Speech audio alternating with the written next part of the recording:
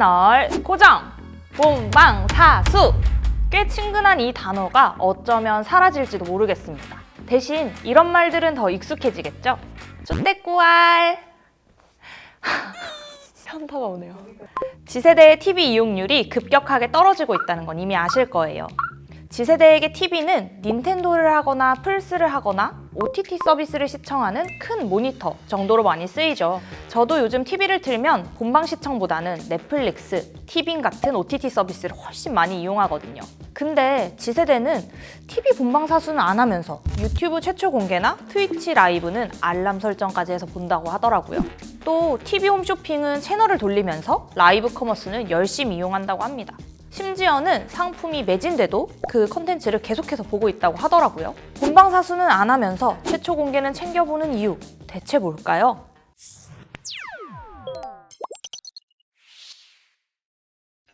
Z세대는 TV를 왜 안 보는 건지 궁금해졌어요.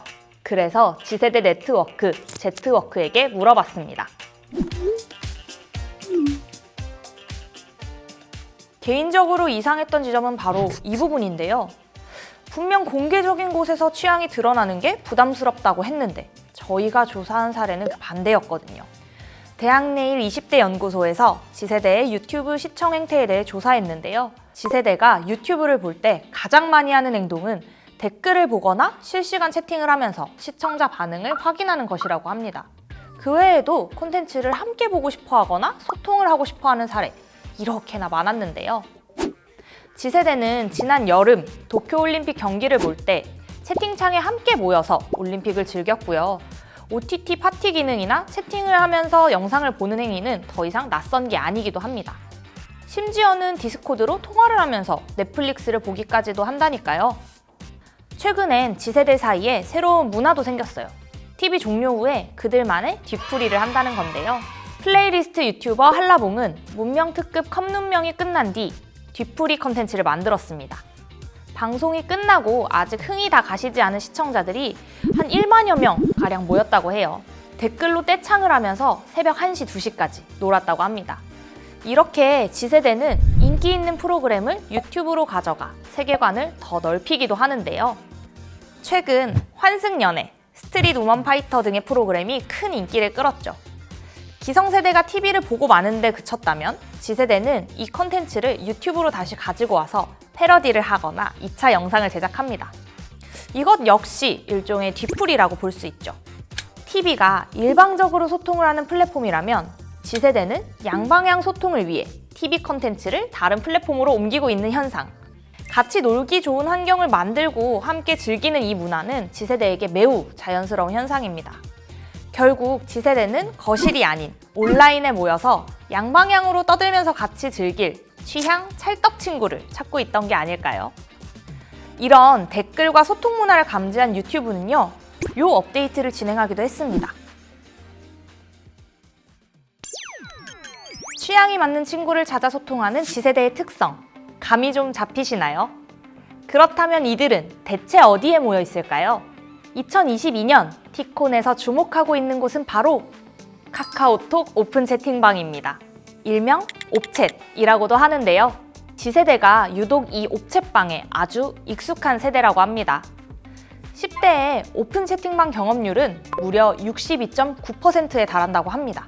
반면에 커뮤니티 사용률은 10%가 채 되지 않죠. 그럼 Z세대들은 어떤 오픈 채팅방에 있을까요?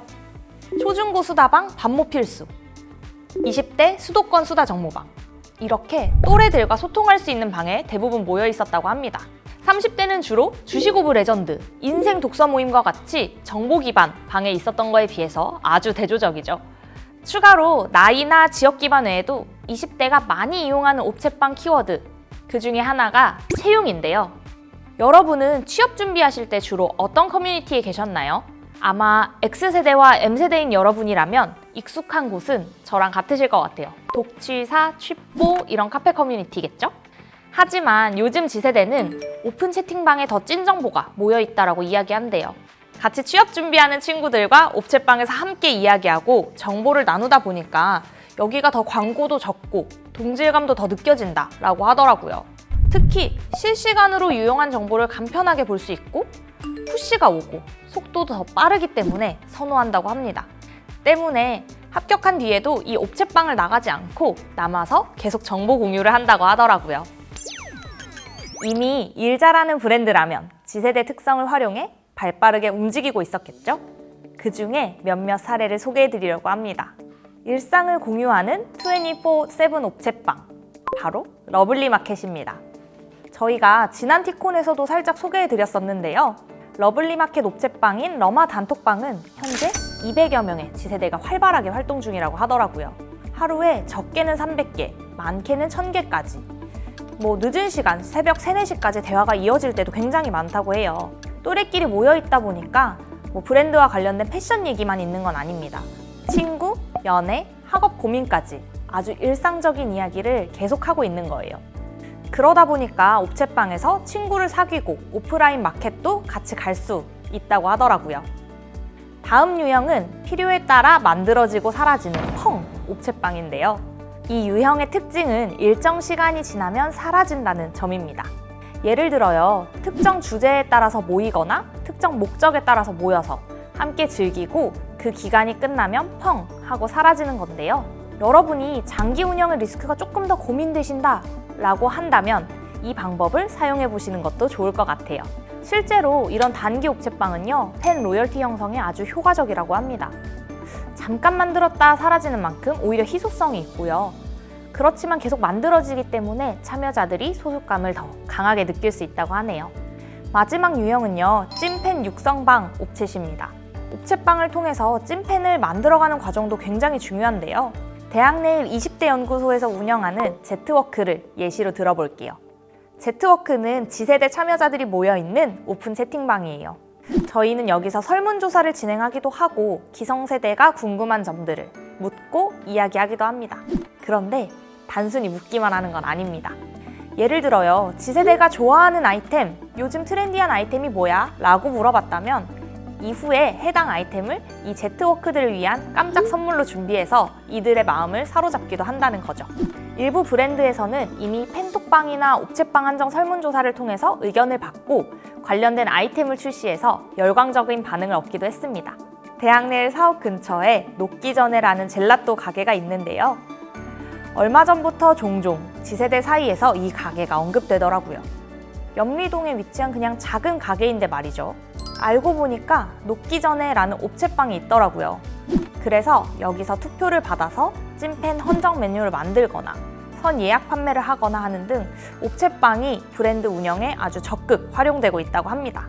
작은 동네 가게였지만 이런 찐팬을 챙기는 세심한 배려, 그리고 이 배려로 만들어진 팬들의 유대감 덕분에 이 가게는 계속해서 입소문이 나고 있었던 거죠.